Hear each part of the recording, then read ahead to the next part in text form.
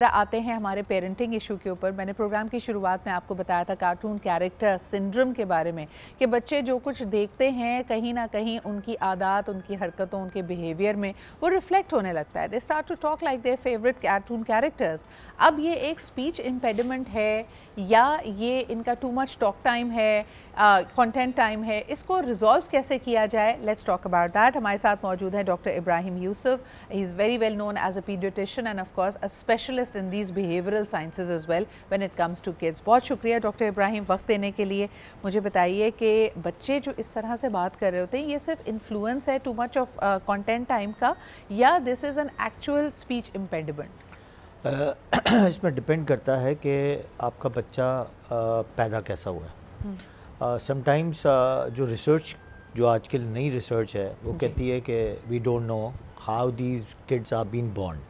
Plus साथ में ये हो रहा है कि या तो एक कोई वेव्स, रेज, खाना पीना, कोई ऐसा डिफ़ॉल्ट एरिया बना है माँ के यूट्रस में, जिसकी वजह से कई दफ़ा ये इस तरह के बच्चे पैदा होते हैं।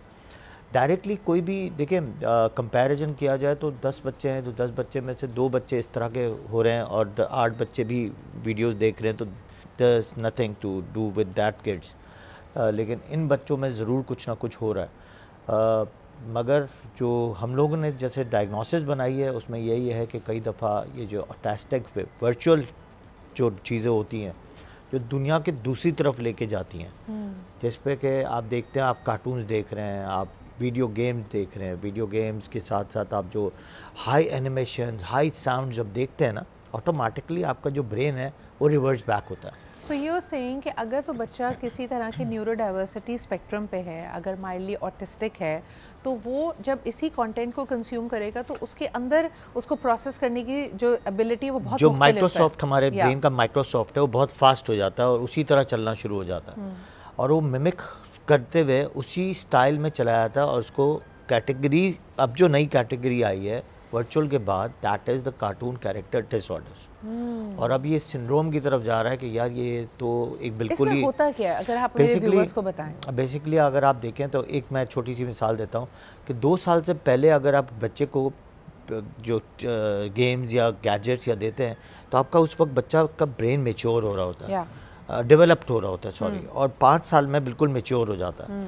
2 साल से पहले अगर आपने ये जो आप हाई एनिमेशन, हाई साउंड जब देते हैं, तो बच्चा जो है ऑटोमेटिकली उसी अंदाज में जो है ना, स्टाइल में बात करना शुरू कर देता है। और ये सिर्फ और सिर्फ बात करने के अंदाज में होता है या कार्टून कैरेक्टर्स को आप जंप करते हुए हाईली एनिमेटेड इसी तरह जिस तरह कार्टून चल रहा है, जैसे कार्टून बिहेव कर रहा है, जैसे कार्टून मिमिक कर रहा है, जैसे कार्टून उछल रहा कूद रहा है, उसी तरह बच्चे आप देखें तो उसी स्टाइल में जो है ना बच्चे चल रहे होते हैं। और मेरी ओपीडीज में नो डाउट एक ज़माना होता था दिन में शायद 1 पेशेंट देखते थे, महीने में 1 पेशेंट देखते थे, अब रोज़ का ऐसा होता है रोज़ के 10 पेशेंट देख रहे हैं।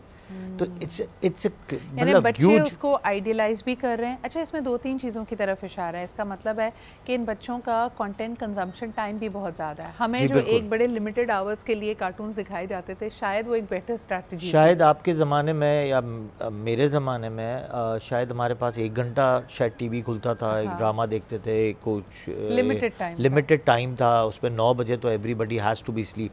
अब क्या है, बिल्कुल दिमाग चेंज हो गया। अब माएँ क्या करती हैं, जब कोई मौका मिला फ़ोन दे दिया, जब कोई मौका मिला फ़ोन दे दिया।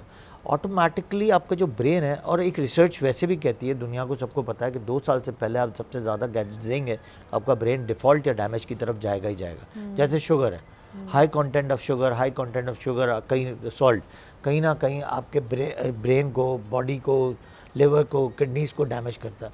तो ऑफकोर्स ये भी एक तरीके से एक मॉर्फिन है जो कहीं ना कहीं आपके ब्रेन को इतना डैमेज कर देता है कि बच्चा उसी तरफ जाना शुरू हो जाता है। अच्छा, जिस तरह हम ट्रीट्स की बात करते हैं ना कि बच्चे ने अच्छा बिहेव किया तो आपने उनको कैंडीज़ दी, या उसको कोई ख़ास तोहफ़ा चाहिए, खिलौना चाहिए, तो भी आपने परफॉर्मेंस से अटैच कर दिया कि अच्छा तुम ये काम करो, तो अपनी पढ़ाई को फॉलो करो, घर में वेल बिहेव रहो तो मैं तुम्हें ये दिला के दूँगी। वो जो रिवॉर्ड सिस्टम था आपने वो हटा दिया है। But at the same time इसको बिल्कुल ऐसे इमेजिन करें कि जब भी बच्चे की पसंद की कोई चीज़ उसको मिलती है, अगर उसको टीवी देखने को मौका मिलता है या वो अपना फेवरेट कार्टून कैरेक्टर के कंटेंट को देखने का मौका मिलता है, उसके लिए एक सेंस ऑफ अचीवमेंट है। और जैसे डॉक्टर इब्राहिम बिल्कुल सही बात कह रहे हैं कि हर चीज़ की ज़्यादती फिर आपके लिए नुकसानदेह है। सो वो बार बार जब ब्रेन को वही चीज़ मिल रही है जो उसको चाहिए, तो it has a very different effect. Virtual autism को भी इसीलिए ही कैटेगराइज किया गया है कि डिफरेंशिएट करते हैं हम लोग कि ऑटिज्म क्या है, वर्चुअल ऑटिज्म क्या है, और उसी वर्चुअल को ही लेके चलते हैं हम लोग इन्हीं चीज़ों पे। और इसी तरह हम चलते हैं कि ऑटिज्म जिस तरह बिहेव करता है इसी तरह वर्चुअल करता है। Virtual can be reverse back, पूरा रिवर्स बैक हम कर सकते हैं। अच्छा, उसके लिए क्या करना चाहिए? Because I am sure a lot of parents want to know कि हाँ ये चीज़ नज़र आ रही है। अच्छा, एक सबसे पहली चीज़, इसको सेल्फ डायग्नोस ना करें। अगर आप अपने बच्चे को ऐसी हरकतें करते हुए देख भी रहे हैं तो please take them to a specialist. Of course इनको एक स्पेशलिस्ट के पास जाना चाहिए। लोग मेरे पास अब आते हैं 4 साल 5 साल 6 साल, जब बच्चे का ब्रेन इतना मैच्योर हो जाता है फिर वो कहते हैं जादू हो जाए, वो बिहेवियर थेरेपीज़ पे पहले चले जाते हैं। अब आपको पता है behaviour therapies in our society 10% अच्छे जो सेंटर्स हैं, 90% तो कुछ नहीं है, ऐसे ही बस खेल रहे हैं सबसे। तो अब तो आप सबसे क्या इम्पोर्टेंट recommend चीज़ करते हैं? आपको पहले कैटेगराइज करना है, इसकी साइकोलॉजिकल असेसमेंट करानी होती है। Okay. इसके बाद कुछ आपको थेरेपीज़ खुद करनी है, कुछ आपको डॉक्टर खुद बताएगा कौन सी थेरेपीज़ करनी है, प्लस साथ में आपको नेचर पे लेके आना है इसको। सबसे इम्पॉर्टेंट बात जो है वो नेचर पे लेके आना है, क्योंकि आपने नेचर से तो उसको हटाई दी है। प्लस साथ में इसको ओमेगा देना है, मैग्नीशियम देना है, B12 देना है। इसका कट डाउन ऑफ फूड बहुत इंपॉर्टेंट है। अब जैसे जितना आप हाई करते हैं, आपका जो गट है, पेट है, उसमें डोपामीन सेरोटोनिन निकल रहा होता है। जब डोपामीन सेरोटोनिन निकलता है वो आपको हाई करता है।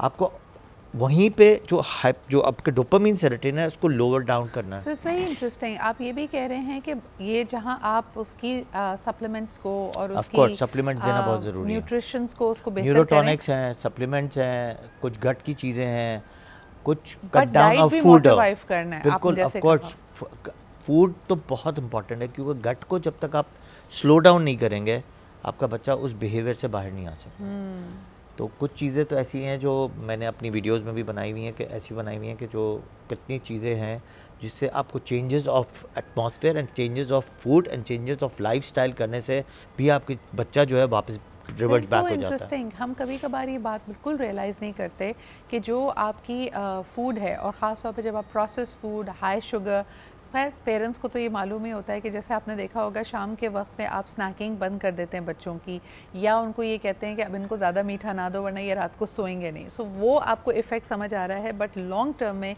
इन्हीं चीज़ों का आहिस्ता आहिस्ता बॉडी पे क्या इफेक्ट काउ मिल्क है, केजीन है, ग्लूटेन है, नट्स हैं, MSGs जो आजकल सबसे ज़्यादा यूज़ होता है, monosodium gluconate, THBQ, tetrazine, high preservatives, ये जितनी प्रॉब्लम्स हैं वो ब्रेन में जाके कहीं ना कहीं अफेक्ट करती हैं। वाओ। और उसको हाई करती हैं। तो जितना वो हाई होगा प्रॉब्लम कैसे करेगा। किया जाए? एक तो आपने कहा कि इसकी डायग्नोसिस ज़रूरी है, डायग्नोसिस में फिर आपकी न्यूट्रिशन बेहतर करने की ज़रूरत है, नेचर के पास बच्चे को लेके, बच्चे का स्लीप टाइम बहुत इंपॉर्टेंट है। आजकल मैं देख रही हूँ कि छुट्टियाँ हैं तो माँ बाप ने भी कहा है चलो यार कोई नहीं, आपकी मर्ज़ी, आप पूरी रात जाग सकते हैं, आप पूरा दिन सो सकते हैं। ये जो हम सर्केडियन रिदम बच्चे की ख़राब करते हैं, इसका क्या इफ़ेक्ट होता है? इसका इफेक्ट ये होता है कि आपका अगर बच्चा आपका स्कूल के टाइमिंग्स में 9 बजे 10 बजे सो रहा है और अभी 9 बजे 10 बजे नहीं 2 बजे सो रहा है, तो इसका पूरा मेलाटोनिन और जो कोर्टिजोल लेवल है पूरा आउट हो जाता है, उलट जाता है। जब मेलाटोनिन आपका प्रॉब्लम करेगा तो ऑटोमेटिकली आपका बच्चा जो है बिहेवियर इसकी प्रॉब्लम करेगी।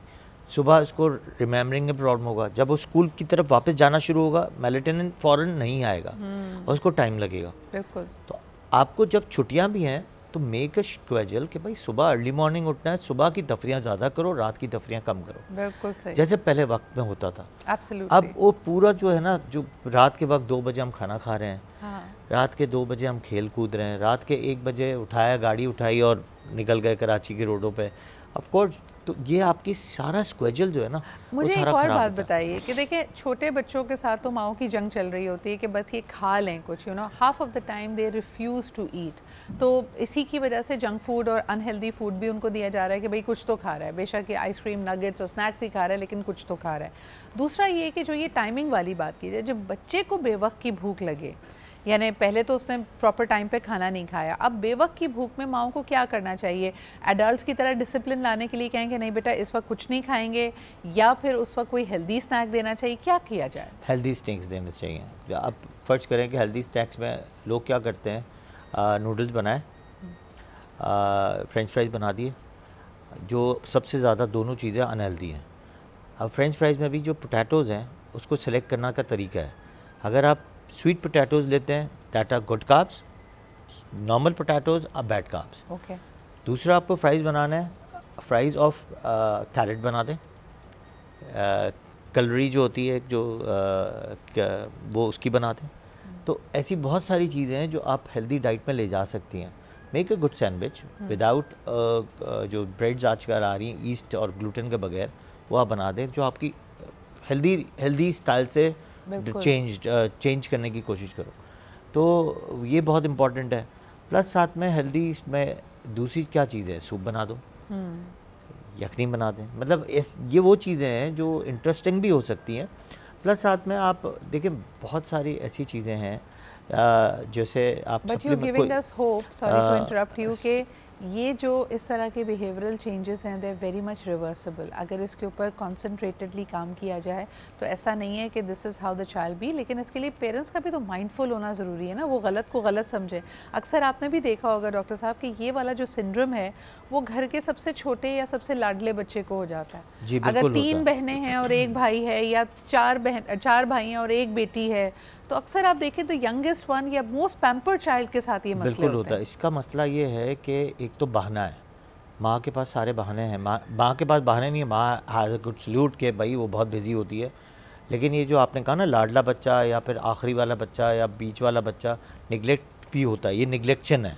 हाँ। निगलेक्ट में ये होता है कि आपको उसने फ़ोन दे दिया आपने, क्योंकि वो 2 बच्चों को पाल रही है, उनका खाना भी बना रही है, उनको टेक केयर भी कर रही है। तो जो लास्ट वाला बच्चा या 2-3 बच्चे जो भी लास्ट हुए हैं कहीं ना कहीं एरर में आ रहे हैं, वो निगलेक्टेड और है। दूसरा ये कि उनको उन पे प्यार आपको इतना आ रहा होता है, बड़ों को वैसे ही इतनी डांट पड़ रही होती है कि इसको आप डिसिप्लिन करने के लिए वो सख्ती नहीं करते जो शायद दूसरों के साथ कर रहे थे। हाँ, सख्ती से ज़्यादा जो मसला है वो है बहाना, कि कहीं ना कहीं वो मिस जो एरर्स हैं कि आप जो इसको बहाने की वजह से आप जो उसको उस तरफ लेके जा रहे हैं कि टीवी खोल के दे दिया। ठीक है जी, बहुत बहुत शुक्रिया। डॉक्टर इब्राहिम हमारे साथ मौजूद थे। अच्छा जी, सर्दियों में ना सबसे ज़्यादा चलती रहती है चाय, और चाय हमें आपको पता है हमारी सबसे फेवरेट चाय कौन सी है, इसके ऊपर बात हमने करनी है। But thank you so much doctor Ibrahim for being here.